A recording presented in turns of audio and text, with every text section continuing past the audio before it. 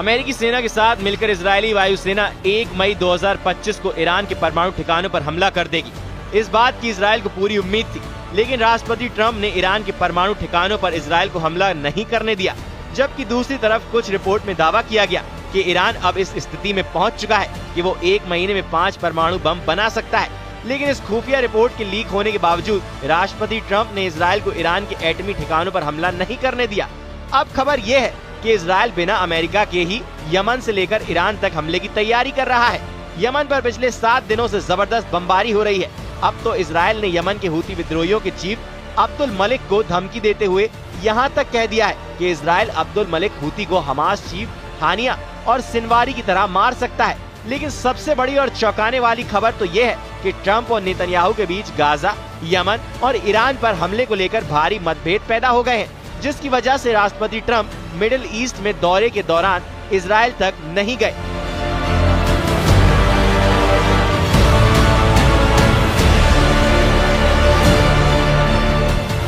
सात अक्टूबर 2023 को इजरायल पर हुए हमास के भीषण हमले के बाद से अब तक यही लग रहा था कि अमेरिका इजरायल के साथ चट्टान की तरह खड़ा है।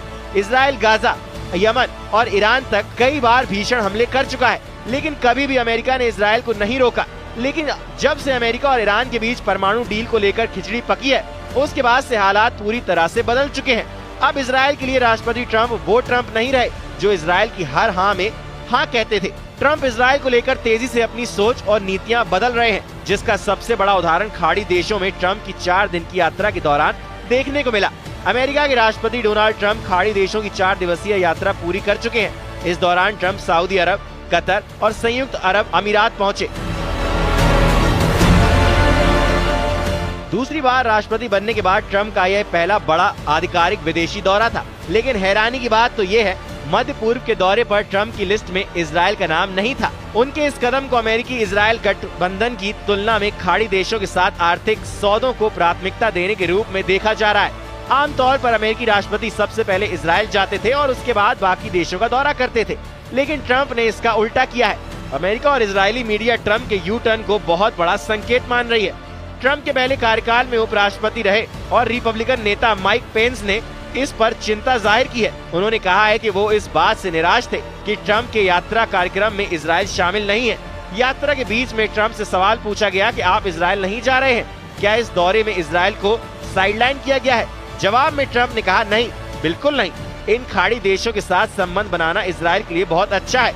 ट्रंप भले ही इजरायल को साइडलाइन करने की बात को नकार रहे हैं, लेकिन इजरायल और अमेरिका दोनों देशों की मीडिया में इसकी चर्चा जोरों पर है। इजरायल के अखबार इजरायल हेयम ने ट्रंप के करीबी सूत्रों के हवाले से कहा कि वो नेतन्याहू से निराश हैं और उनका इंतजार किए बिना मध्य पूर्व में आगे बढ़ने की योजना बना रहे हैं। रिपोर्ट में कहा गया कि ट्रंप का मानना है कि नेतन्याहू जरूरी निर्णय लेने में देरी कर रहे हैं। इस कारण अमेरिकी राष्ट्रपति इजरायल से अपेक्षित कार्रवाई किए जाने का इंतजार करने को तैयार नहीं है और उन्होंने उनके बिना ही आगे बढ़ने का फैसला किया है। अमेरिकी न्यूज ब्रॉडकास्टर NBC न्यूज ने सूत्रों के हवाले से कहा कि इजरायल के प्रधानमंत्री बेंजामिन नेतन्याहू और अमेरिकी राष्ट्रपति डोनाल्ड ट्रंप के बीच संबंध तनावपूर्ण हो गए हैं। रिपोर्ट में कहा गया कि ईरान, हूती और गाजा में युद्ध आगे बढ़ने के मुद्दे पर नेतन्याहू और ट्रंप के बीच मतभेद बढ़ रहे हैं। इस बीच जो खबरें लीक हुई, उसके मुताबिक इजरायल की सेना ईरान के परमाणु ठिकानों को निशाने बनाने के प्लान पर काम पूरा कर चुकी है। खुफिया एजेंसियों का मानना है कि इजरायल की तैयारी ईरान के परमाणु ठिकानों पर बड़े हमले की है। अमेरिकी अखबार वॉल स्ट्रीट जर्नल ने अमेरिकी खुफिया अफसरों के हवाले से कई रिपोर्ट में ये दावा किया गया है कि इजरायल को लगता है कि एक ओर ईरान एक कमजोर स्थिति में है, तो दूसरी तरफ डोनाल्ड ट्रंप से ज्यादा समर्थन की उम्मीद की जा सकती है।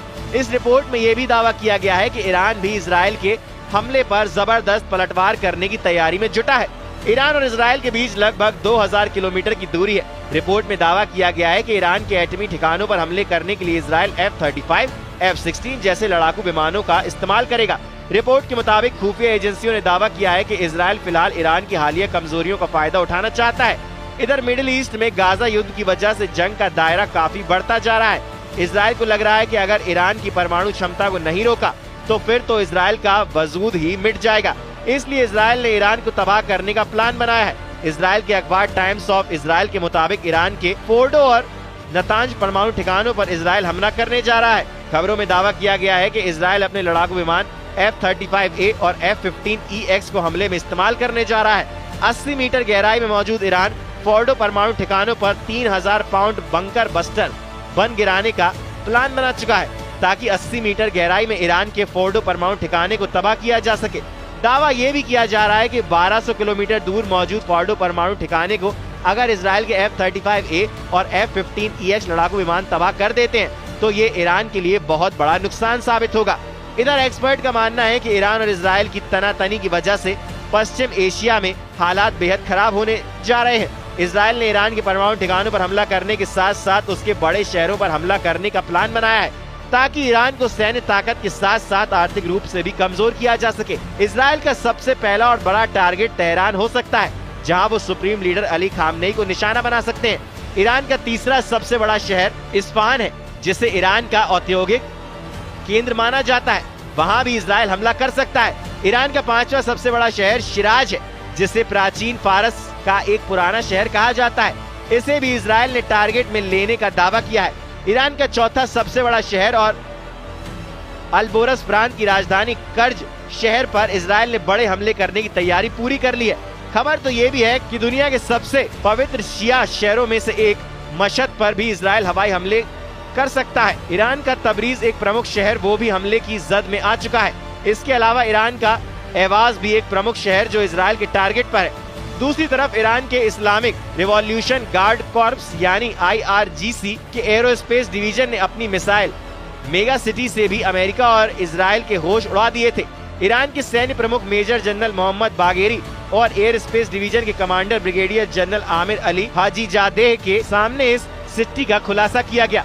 वीडियो में ईरान के टॉप सैन्य अधिकारी इस मेगा सिटी का दौरा करते हुए देखे और यहाँ हजारों मिसाइलें रखी हुई भी देखी गयी। इन मिसाइलों में खैबर शेखन, शहीद हज कासिम, कद्र H सेजिल और इमाद जैसी सर्जिकल स्ट्राइक बैलिस्टिक मिसाइलें शामिल हैं। इनमें से सबसे शक्तिशाली खैबर शेखन मिसाइल है, जो एक high explosive single stage ballistic missile है। ये मिसाइल अमेरिका के एंटी मिसाइल डिफेंस सिस्टम को भी चकमा देने में क्षमता रखती है, ऐसा बताया जाता है। इसकी स्पीड आवाज की रफ्तार से 2-3 गुना अधिक हो सकती है और इसका इस्तेमाल इजराइल के खिलाफ पहले भी किया जा चुका है। इसके अलावा ईरान ने कई दूसरी घातक मिसाइल प्रणालियां भी दिखाई हैं, जैसे कि शहीद हज कासिम मिसाइल,